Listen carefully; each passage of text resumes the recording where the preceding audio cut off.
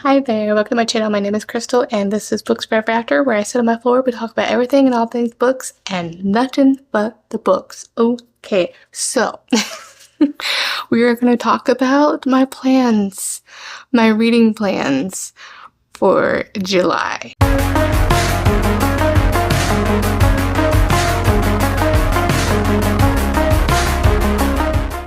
As you all know, I am a mood reader and I cannot be trusted to fulfill my TBR. However, I do have high hopes this month.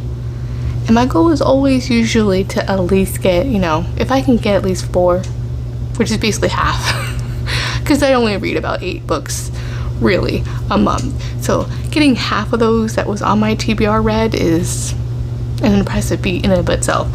But this month we have some read-alongs and some book clubs that I am really interested in reading that book, and let's just do it. Okay, so currently I am reading, which is taking me a while, rereading The Crown of Gilded Bones by Jennifer L. Armentrout. This is book 3 in the from Blood and Ash series. I think we all know the blurb for this one. Vampires, gods, whatever, enemies to lovers. Really good. Betrayal, lovers, whatever. It's really good. As I said, I have read books 1 through 3, rereading them again, because for Christmas I was able to finally get all the hardcovers of this and the sister series, the Flesh and Fire series. I read book 1 in that series, the Flesh and Fire series, and I want to read this all through again because I was forgetting things. So I'm reading the Blood and Ash series again, and then I will read Flesh and Fire series because I do know that I can't remember.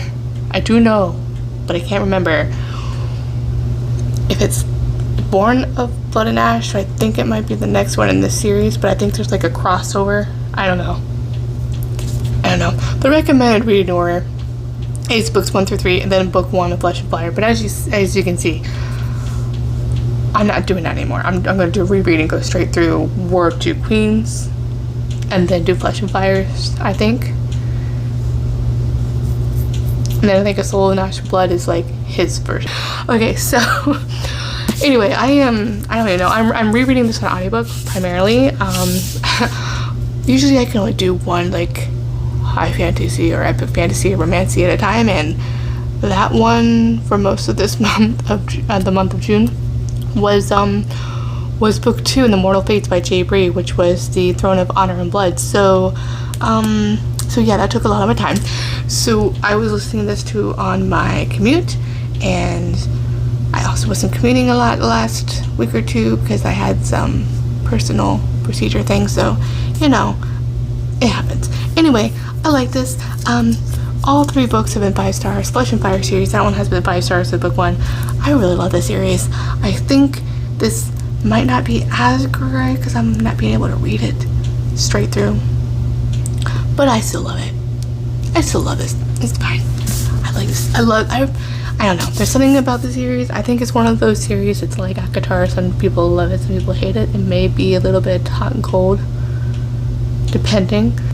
But it's hyped. It's hyped for a reason. It's good, in my humble opinion. Next, the other book I'm currently reading is an arc that I got from Books Sirens, Rumors, Ruin, and the Duke by Carla Cretoville. Saying that horribly wrong. I literally have only read I think the first chapter, because as book 2, The Mortal Fates, has took over my life in ebook form too as well. So I usually like to read my ebooks at night before going to bed, so that's usually when I have time, and so the other one took precedence. So now that I'm done with that one, it will go to this one, the Rumors, Ruin, the Duke first. So those 2 will be my priority reads. And then next, for the book clubs, we have the Mood Readers Book Club, which I co-host with April from Happily Ever April. And our book for July is going to be The Secret by Julie Garwood. Now, I recently read The Bride a couple months ago, and I will post that video up there, and I'll also link it down below, where I did a reading vlog or reading that book. There's a little bit like a shopping blog as well in there. However, because I read that book because I thought that was a book I read pretty much all of her backlist years ago. Couldn't remember if that was the book that I really liked, because to be honest, she writes a lot of Highlander romances and they kind of blended together in my decades hiatus of reading them. So I'm hoping that it was this one that I loved so much, because people I've also have heard were saying, yeah, this one is like my favorite, it's her best. And I'm like, oh, that's the one. So I will read that, and then I will go back and try to read The Wedding as well, because that one I suffer from being a completionist, and I always want to ensure that I go back and read the books in series, because I'm traumatized for not being able to do so in the past. Case in point, the Mediator series by Mick Cavett, where I didn't realize there was a 7th book, which I also need to read that now too. So just to over-explain myself fully, that is her book. That will be July 26th at Friday on my channel at 9 p.m. Eastern, 6 p.m. Pacific Standard Time. I hope you will join us. We usually have a lot of fun, and sometimes we both enjoy, sometimes we have differing opinions, and it's really interesting because you never know. We never know how we're going to feel. And then next, for a book club, I am going to be reading, I'll try to be reading, Where Dreams Begin by Lisa Kleypas. This has a lovely step back. This is the book club pick for Historical Hellions. It's been a while since I read a book from the book club. The books didn't seem intriguing to me, and usually I try to ensure that it's a book that I have on my shelves. So, and that's when I end up doing so, because I really want to reading from my library, either my library here or my public library, but my personal library is going to be taking precedence. I don't think I've read this one by her. Just like Julie Garwood, I read so many of hers, but I don't remember which ones I have and had not read. Know nothing about this, but I am looking forward to delving into Lisa Kleypas, because she's the OG. She's the OG. Next will be a read-along, the Wallflower read-along. This is co-hosted by Samantha from Books with Samantha, Ava from Ava's Romance Books, Tiff from Tiff Talks Pages, Christy from Christy Reads a Lot, and Rachel from Rachel Reads and Sings. And they are reading the Wallflower read-along, and they're starting Readalong, wow. Readathon.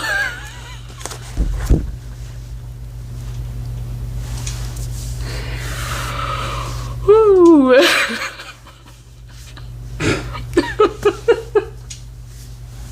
I'm just picturing everyone holding up thumbs. Okay. Well, I am.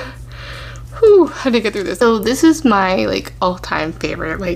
Anyone knows, it's a lot of people's all-time favorites, especially mine. I don't know how many. This will be the 1000th and one time of me rereading this book, and I am just excited. It is ecstatic, and I am still looking for other books as well that are very, very similar. It's the kind of unofficial prequel, but it's a standalone of the Wallflower series, and that is again The Magic by Lisa Kleypas. So this has Second Chance, which is my favorite trope. It also has my favorite specific second trope, like a micro trope, if you will. Childhood friends to lovers to enemies. So that is my favorite. Childhood friends to lovers to enemies to lovers again. It's just that's my favorite, and that is right here. And also class difference. So it has everything that I love. Yeah, no, it's awesome. I can't wait to reread again, because it holds a special place in my heart, that's for sure. Next we have there is another read along, which is I think July 5th to 12th. It's going to be hosted by Hannah Blackwell. I want to say Pirates. Swashbuckling. That's what it is. It's called Swashbuckling Readathon.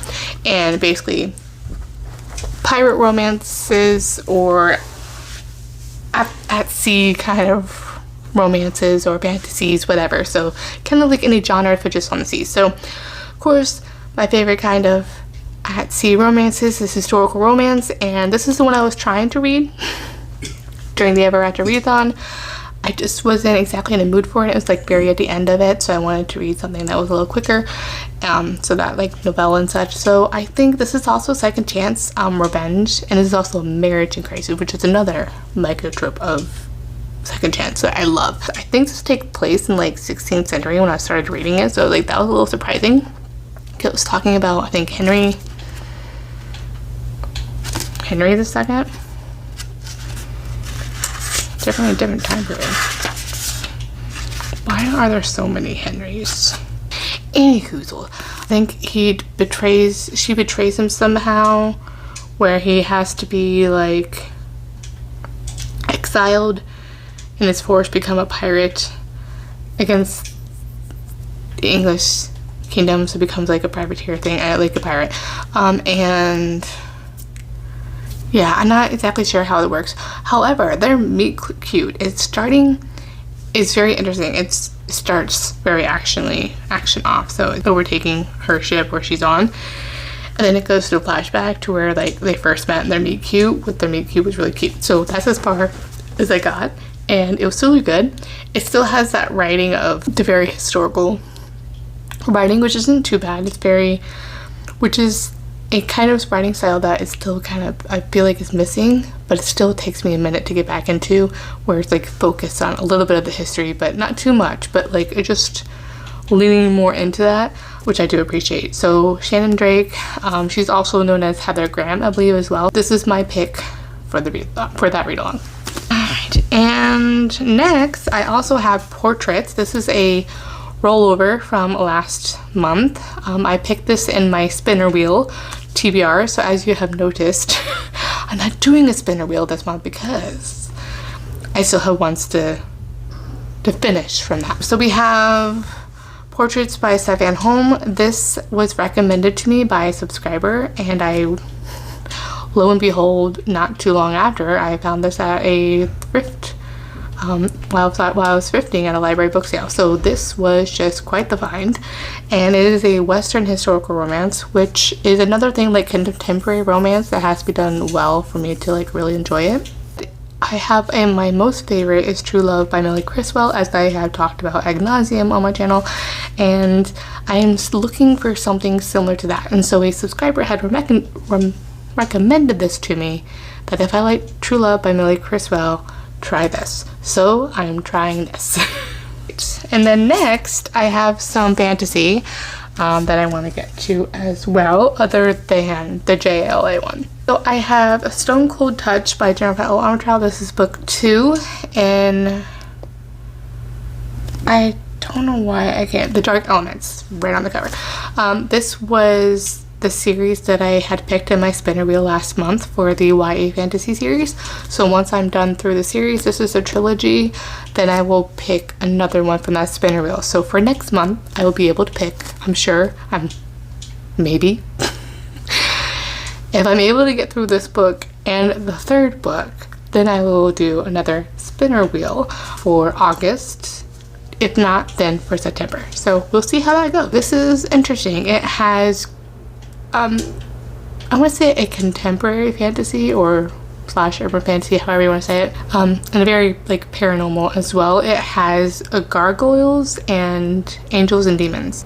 It's very fun. It kind of reminds me, like the writing style, what's kind of like why I gave book 1 4 stars, is I enjoyed that.